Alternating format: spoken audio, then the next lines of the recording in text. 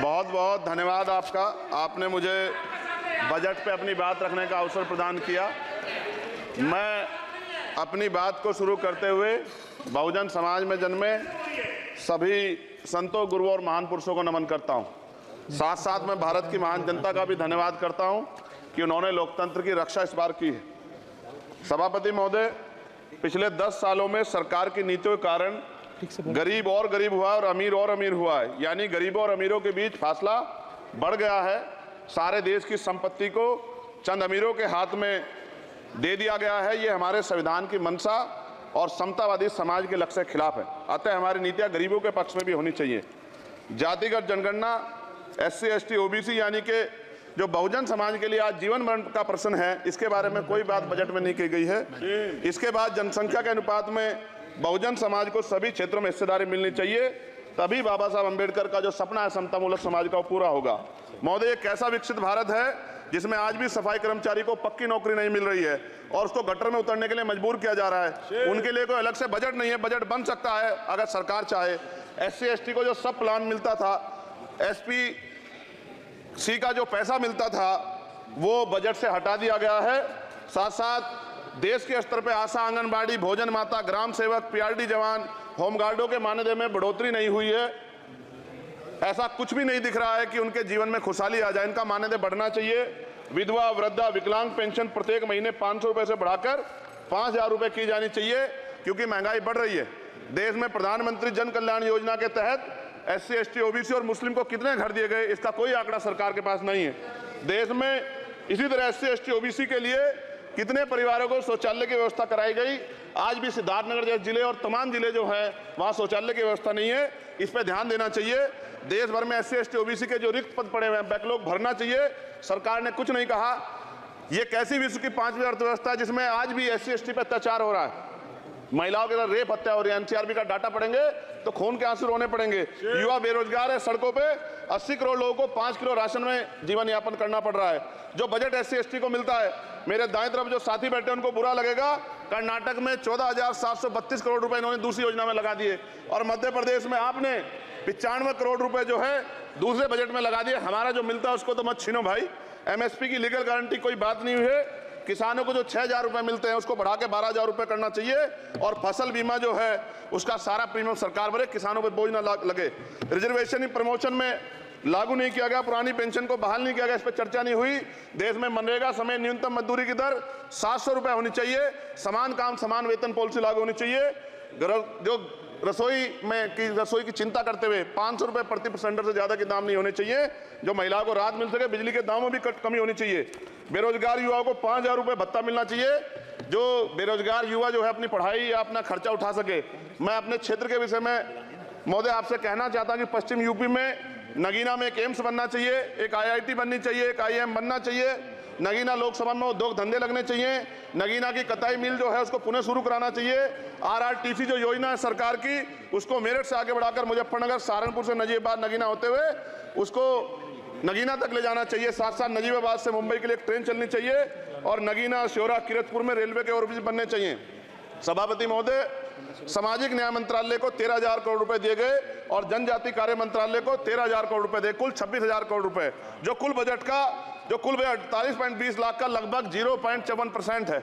जबकि हमारी संख्या 25% से ज्यादा SC, ST की और बहुजन समाज की मिलाओगे तो 85% से ज्यादा है। और हमारे विकास के लिए सरकार 1% बजट 1% पैसा खर्च कर रही है, जो मिलना हमें चाहिए, जबकि मिलना में 25% चाहिए। ये ऊंट के मुंह में जीरा के समान है, कहावत हमने बहुत दिन सुनी थी। पिछले लंबे समय से हमारे साथ धोखा हो रहा है, लेकिन अब ये नहीं चलेगा। चंद लोगों की तराजू से देश के संसाधन नहीं बटेंगे। इस देश का बहुजन समाज बर्दाश्त नहीं करेगा। संसाधन का बंटवारा संख्या के आधार पर होगा। माननीय काशीराम साहब नारा लगाए थे, ना तो वोट हमारा राज तुम्हारा चलेगा, और आज हम कह रहे हैं ना ही वोट हमारा और नोट तुम्हारा चलेगा। इस बात का भी ध्यान जो है सरकारों को देना पड़ेगा। आपके माध्यम से सरकार से मेरी एक मांग है, सरकार इस योजना का लाभ भी अपने आप ले ले, श्रेय भी ले ले कि 1 लाख रुपए सालाना बहुजन समाज के अत्यंत गरीब परिवारों को दे। 10 लाख करोड़ रुपए खर्च होंगे, लेकिन इस 1 लाख रुपए की योजना से एक झटके से परिवार गरीबी की रेखा से ऊपर आएगा और इनके बच्चों को कुपोषण खत्म होगा, अच्छी शिक्षा मिलेगी, महिलाओं को सम्मानजनक जीवन मिलेगा और इससे वास्तव में सबका साथ सबका विकास का नारा सार्थक होगा। अगर प्रश्न ये होगा कहां से आएगा, तो उसका जवाब ये है कि जब अमीरों का 16 लाख करोड़ रुपए माफ हो सकता है, कॉर्पोरेट टैक्स का घटाकर लाखों करोड़ रुपए का चूना सरकारी खजाने को लगाया जा सकता है। पेट्रोल डीजल के दाम 10 गुना एक्साइज ड्यूटी बढ़ाई जा सकती है। तो गरीबों को सरकार पैसा क्यों नहीं दे सकती? महोदय, समय आ गया है, अब निजी क्षेत्रों में आरक्षण की व्यवस्था होनी चाहिए। SC ST OBC को निजी क्षेत्रों में आरक्षण मिलना चाहिए। और मेरी आपसे ये भी मांग है, क्योंकि अब समय की मांग है और देश तेजी से आगे बढ़ रहा है, तो मैं कहूंगा कि सरकार का जो सबका साथ सबका विकास का नारा लगभग वो असत्य महसूस होता है, क्योंकि अल्पसंख्यकों में मुसलमानों, जैनों, सिखों, बुद्धिस्टों के लिए कुछ दिख नहीं रहा, उनकी कल्याण कोई योजना नहीं है। मदरसों को जो बजट मिलता था वो कम कर दिया गया है। आर्थिक तंगी से लोग मर रहे हैं। इंटर्नशिप की बात हुई है, परमानेंट रोजगार नहीं है। और दिल्ली में क्या हुआ बच्चों के साथ कल? उनकी सुरक्षा की जिम्मेदारी क्या है? वो आए तो बनने थे IAS IPS और बन क्या गए? लाशें बन के गए। यहाँ से कोई ध्यान नहीं दे रहा है, किसी की नजर नहीं है। साथ साथ मैं आपसे ये भी आग्रह करूंगा कि हम ग्रामीण क्षेत्रों से आए लोग देश से बड़ा प्रेम करते हैं और हम ये महसूस करते हैं कि सरकारें हमें सुनेंगी, सरकारें हमारे बारे में सोचेंगी। लेकिन ऐसा महसूस हो जाता है आज़ादी के 75 साल बाद, और जिसको अमृतकाल कहा जा रहा है, आज भी SC ST OBC के लोगों पर अत्याचार हो रहा है। अभी 2 दिन पहले गोली से उड़ा दिया गया गाजियाबाद में, और राजस्थान में गर्दन काट दी गई। ये घटनाएं देख कर डर लगता है, घर से निकलते हुए भी कि आने घर वापस लौटेंगे नहीं लौटेंगे। तो मेरा सरकार से आग्रह है, अगर आज़ादी के 75 साल बाद भी हमारी हत्या हो रही है, तो हमारी मां को भी दर्द हुआ होगा जब उसने हमें पैदा किया हो। हमारी बहनों को भी हमारे खोने का दर्द होता होगा। कैसी कानून व्यवस्था है आपकी?